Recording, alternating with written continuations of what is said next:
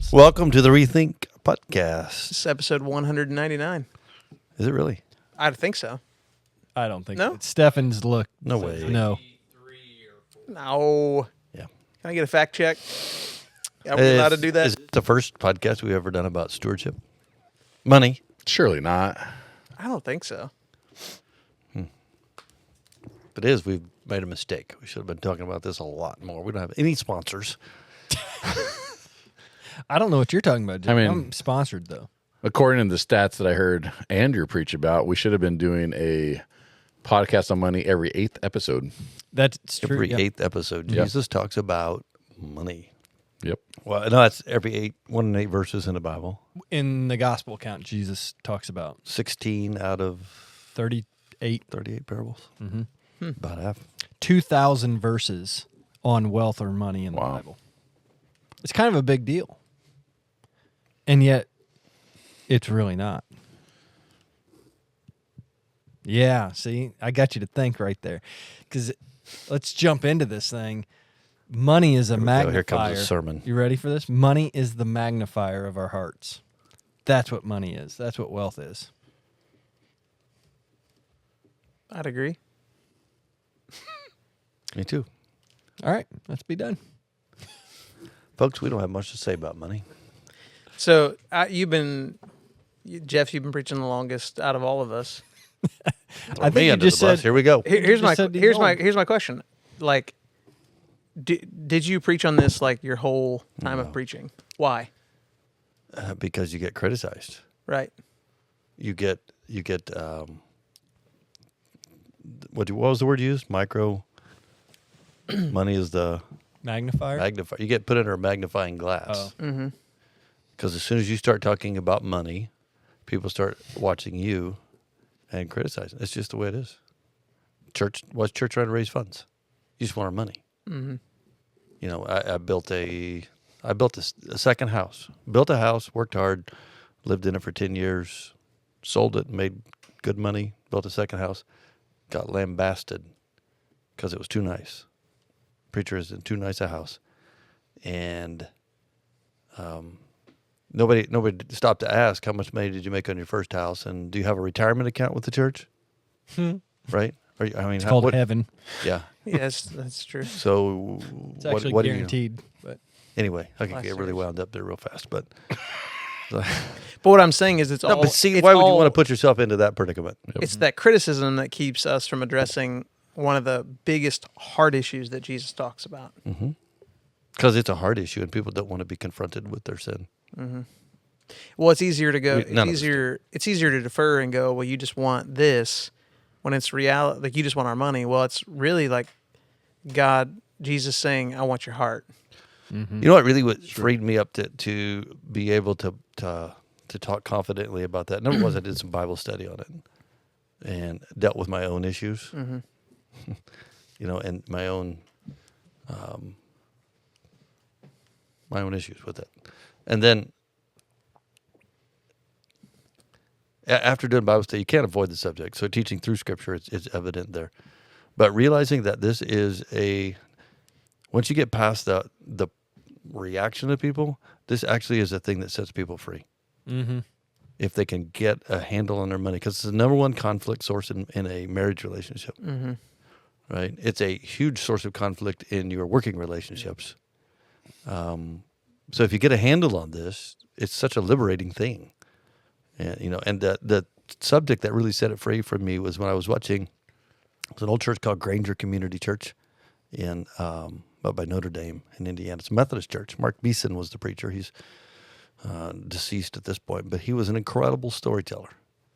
And he did a sermon where he put a big dollar bill on a billboard-like size thing on wheels, and then he put a big old heart, like a 5 or 6 foot heart, on a piece of wood on wheels.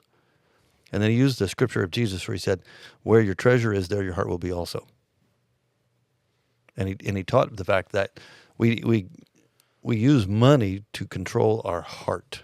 Jesus said, don't put your treasure where your heart is, put your treasure somewhere and your heart will follow. And once I figured that out, it's like, that's a liberating truth. And so we personally made adjustments in our life and went to giving online so that it wasn't an emotional issue anymore. It wasn't a, do we have enough money to give? Right? Because you never do. You never do if you wait till the end. If you do it first and you do it online, it took care of that issue. So it took care of it in my heart. And then that concept of helping people to find freedom financially, and I like teaching about it. It's fun. Yeah, I shared a story yesterday. One, I didn't start off with a good foundation of giving or tithing. In fact, I didn't want to, but my wife told me we were, so we did it. But there was also another point in our marriage where we were trying to do something that was godly, but it didn't make sense financially. And so at that point, I floated the idea to her of like, if we moved our tithe in order to accomplish this other godly thing, it would be okay. And she looked at me and said, do you really believe that you can handle the money better than what God can? And it was a conversation ender because I couldn't. And like, that's a pretty simple thing. So I was like, no, I can't. So we continued to tithe, and it was crazy to see how God then, once I submitted my heart and really my life to how God opened up the door of blessing to be able to accomplish that in ways that we would have never been able to accomplish, especially in the time frame in which he accomplished it. But it was about surrender. Mm-hmm. And I think for me, the journey of this idea of stewardship, tithing is a discipline, an act of worship that helps us move to a heart of worship in this idea. It is not the end all. Tithing is that's not the end of the story. That's only a tool for us to remember who gives us the wealth and the ability to have the wealth that we have and to be stewards of all of it. So tithing is not the end all. It is only a tool to help develop this practice within a Christian's life. So understand it's a tool to help us give our whole heart. Yeah, that is the ultimate goal, is that all of our life is submitted to Christ. And so money, because every single one of us, everywhere in the world, deals with some form of transaction, wealth, money, something, in order to make it to the next day. And ultimately, God wants us to be submitted to him every single day. So we die to ourselves, we pick up the cross, and we trust him as our source, provider, sustainer, everything. Which is why he talked about it so much. Yep. Is because he knew the temptation would be for us to trust in that and not in him. Yeah. So, I mean, he tells us parables about building bigger barns. Don't do it. Don't store up for yourself because you don't know when your time's going to come. And really, the idea of wealth is the conduit in which God uses to multiply discipleship. It multiplies missions. It multiplies the kingdom. And we get to be stewards of that. We get to participate in God's economy as his children. That's really the blessing in this. it comes down to what you said yesterday as far as like first understanding that we're all rich. We've all been in places around the world where we're reminded of that, but we have everything we need. And a lot more, right? Mm-hmm. A lot more. Yeah. So I think you said something there that really resonated when I was sharing yesterday in the message. That is that wealth, riches, stuff can become a substitute for God in the realms of security. Mm-hmm. You know, and for years I didn't even think about these things. Put a little bit of money, like $20 a month in retirement for years. So that really doesn't add up too fast. And so now if my retirement security was all in the amount of stuff I've accumulated, like I'm probably in trouble. That's what my financial advisor guy said. I could go part-time at 74. Well, part-time work, full-time pay, right? Well, something like that. But I think we get this false sense of security and stuff, and if we're not careful, it replaces God. Mm-hmm. You know, when Jesus said, "Pray for your daily bread," and none of us have done that. Mm-hmm. No. We've got. I could probably eat. My wife has a food prepper. And when we have canned stuff, we have, bulk. We could probably eat out of things that are in our house for months and do pretty well, right? Which is a good thing, I guess. So praying for my daily bread, none of us are there. So we run the risk of this stuff being a substitute for God. And there's no substitute for him. And no other God before me. Even if it's something that I have established myself. It's an idol. Mm-hmm. Yeah, if you're chasing a number in a bank account or a retirement account, it will never be enough. No, it's chasing your tail. You're never going to catch up. That's not to say you shouldn't be planning. Oh, you should be wise. Yeah, that's biblical too. But it's not where we find our identity. It's not where we find our purpose, security, all those different things, status. I was listening to, he's not even a believer to my knowledge, but a guy, financial guy. And he was talking about if you have more than basically 3 to 6 months of emergency funds, like set aside, you probably need to seek help. And he wasn't talking about investment, but he was talking about chasing a larger number in your bank account of just having like more than 3 to 6 months of living expenses. More because you have a security problem. And he's like, that money should be he's saying from a worldly perspective, that money should be working for you, investing something. Don't you have a problem if you need more. So from a spiritual perspective, can you say that's the comparative to every day go gather your manna. Mm-hmm. Don't get too much for today because it's gonna go bad anyway. Yeah. That's the concept. So there's a fine line there, and with so much of these things in our relationship with God, it comes down to the intent of our heart. Yeah. Like, why do I think I need $1.8 million? Something like that. That's what he said. Because someone's told us that. That's what he told me I needed to have enough to make it. Mm-hmm.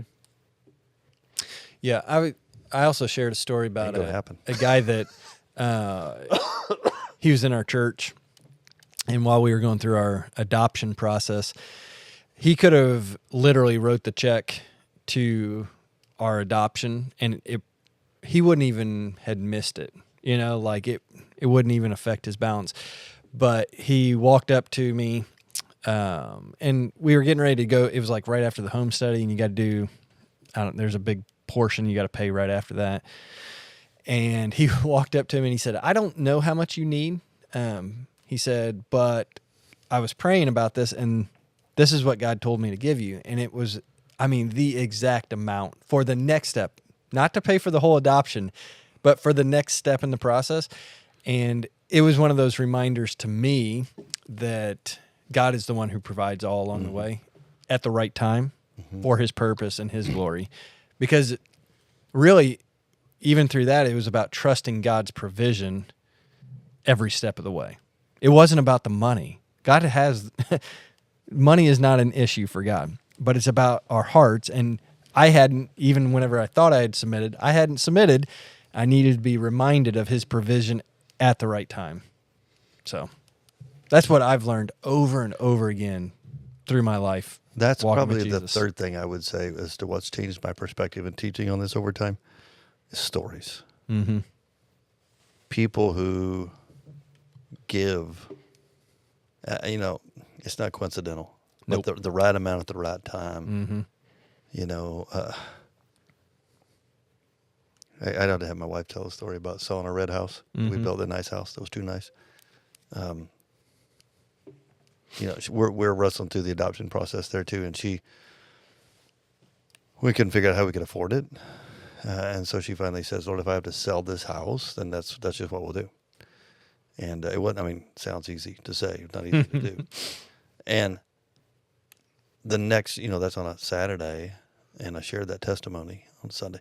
And Monday, somebody who hadn't heard the testimony asked me if we could meet, and so we sat down at Niemerg's, and it literally said, "We feel led to pay for you to adopt." Didn't know it. Didn't know this whole discussion. And I said, "Well, that's pretty expensive." He said, "Yeah," and the whole thing. Hmm. But we had to surrender first. Yeah. We had to surrender first. So we didn't sell the house. We did. No.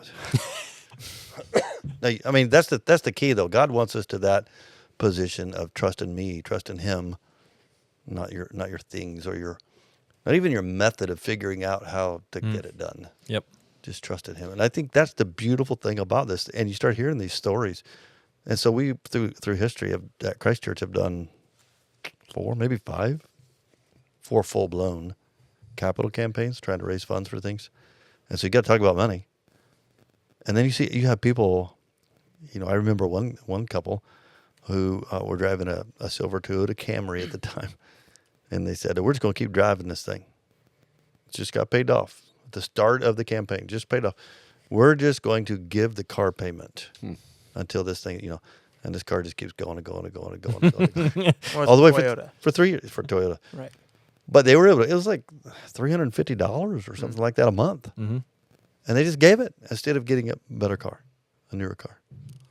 That sounds like a little deal, but that's not a little deal. That's a big deal. Mm-hmm. So when you see people make choices like that, I don't know, it's just that liberation that they experience, you get to enjoy it. It just becomes fun. I know for me, and this is just my personal experiences, it feels like it's in rhythms where God entrusts me with a certain amount.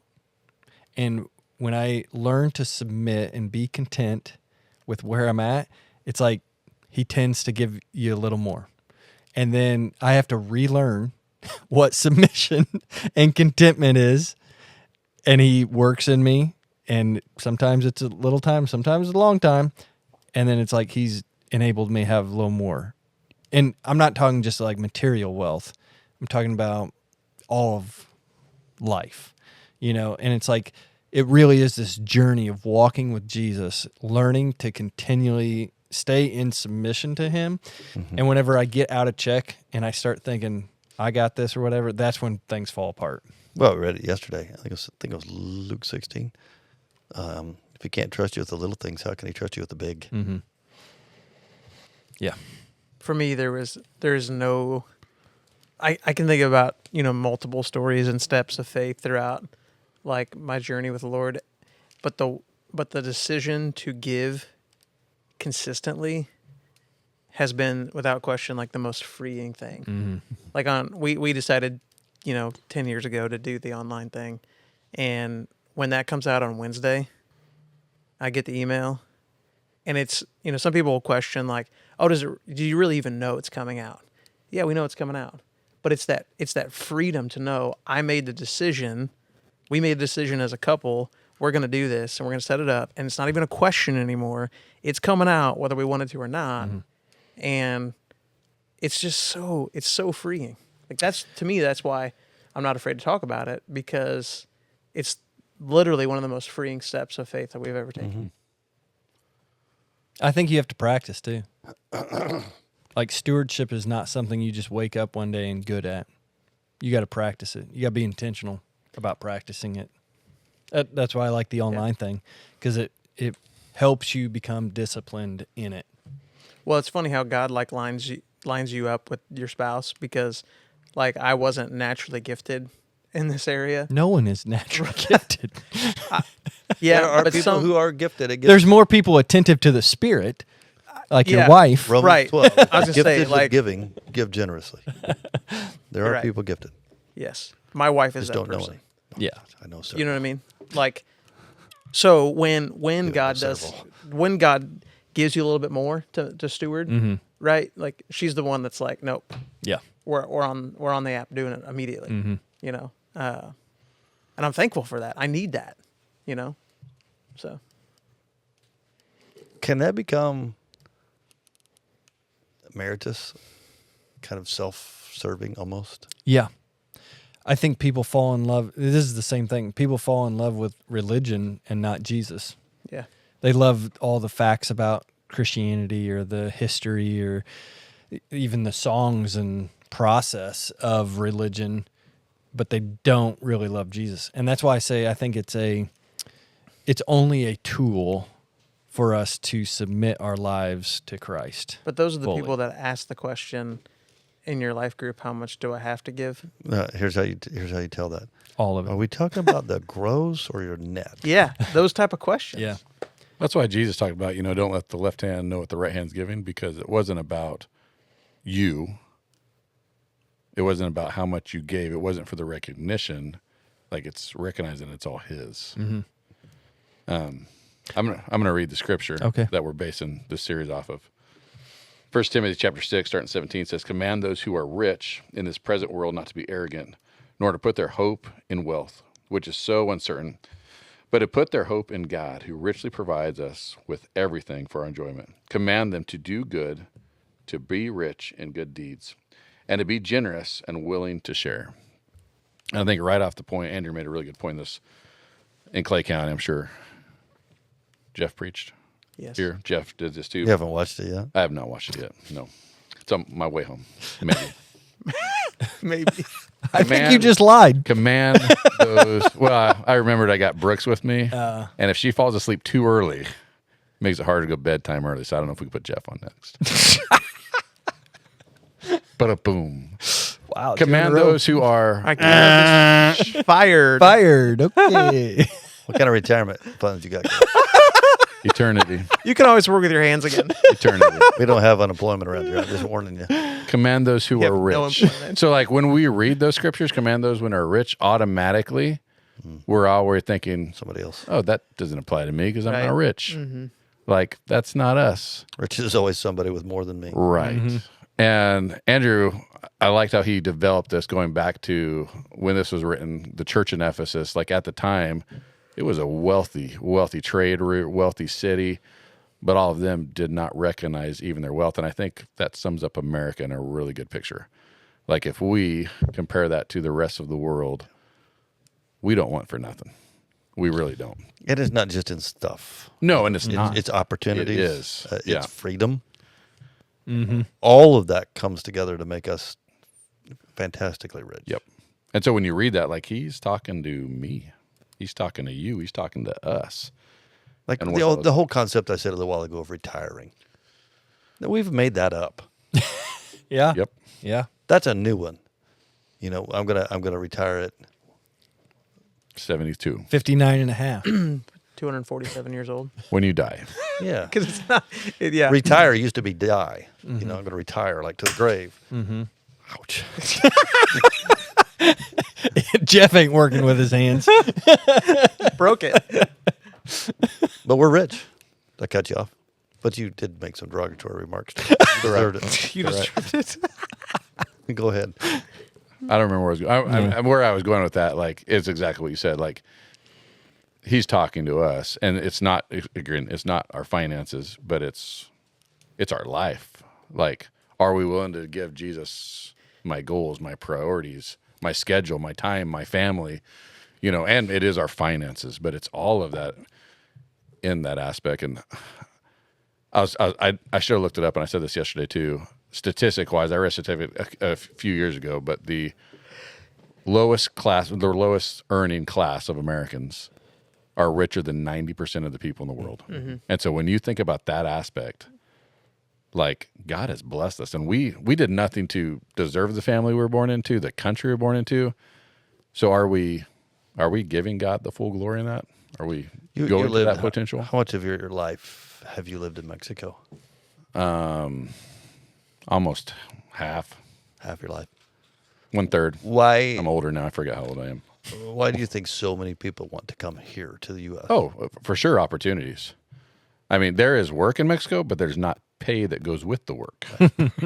There's plenty of stuff to work on, but you don't get the pay. And so, no, like, and that's not just Mexico. I mean, that's the whole all world. It is. And then the opportunities to be self-made. Like, I had my own business for 18, 20 plus years. Like, that's hard to do in some of those countries. Like, you can't get that startup. That's not even allowed. Like, you're going into some kind of industry or factory, or a lot of times whatever your dad did, that's what you're doing, or your mom did, whatever. And so even to have the opportunities to make something of yourself, or to work something, to build something from nothing, and to come and, like, hey, look at, and then that's our problem too, because so many times we said, look what I did. Yeah. Rather than, like, man, look at God gave me this opportunity so he can be glorified through this. But a lot of times we don't even give him that little bit of Arrogance credit, in which what is you huge. have isn't Yeah. really tied to the amount. Yeah. Yeah. It's an attitude issue, right? It can be a little bit or a whole bunch. It's mine Yep. and it's for me. That's the issue, and it's always his. That's a liberating principle, and we probably talk about this in a couple of weeks. But it's not just the tithe. It's not just the what I give back kind of thing. It's the recognition that the percentage that I retain is also his.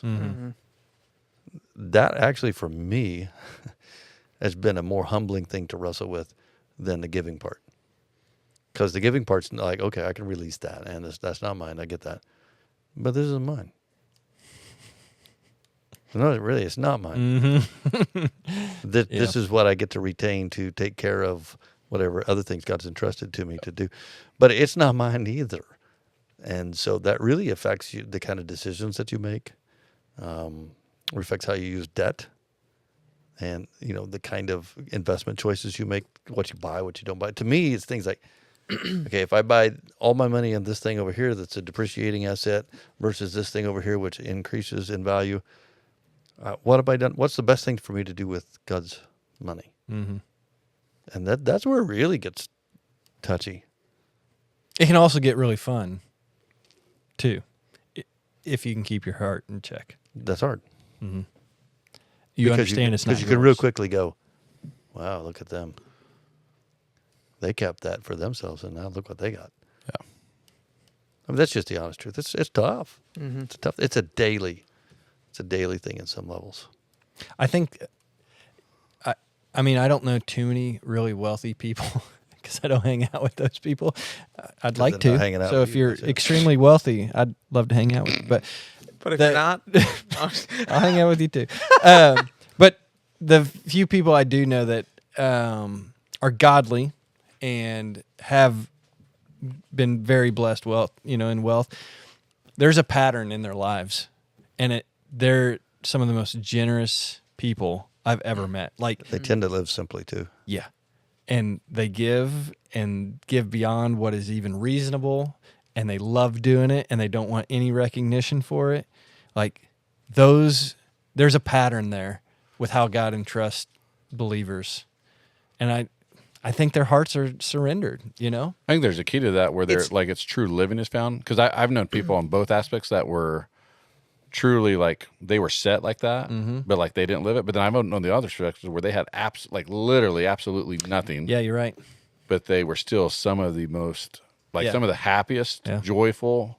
They still give you anything they had. It's because whether if you have a lot Yep. by worldly standards or whether you have a little, it's Yes. about what you said yesterday, investing in things that are eternal, Yep. Yeah. that live beyond us. That's people. That is partnering with God and putting your resources there. I mean, that's the key. I've sat in those homes and people in Costa Rica that have nothing. Yeah. They offer you a little piece of bread and a little cup of coffee, and they're the most generous people. Oh, they are. They're giving out of their poverty. They want you to take it and enjoy it. Yes. How about the lady that made cheese for us on that one trip? Yeah. Like, she spent all day Yeah. making Squeaky that cheese. and I made all of our high school kids eat it because Yep. she spent all day, everything she had, Yep. making that for Yeah. us. So I think that's the picture, though, is like we have to surrender ourselves. Jesus wants all of us. Cannot serve both God and money. And do not miss heaven for this world. Yeah. I mean, seriously, like I know I've had so many conversations with people about that. Don't do it. Surrender. Well, we're going to try to talk about this for a month. We can do it. Stay with us. Thanks for doing this.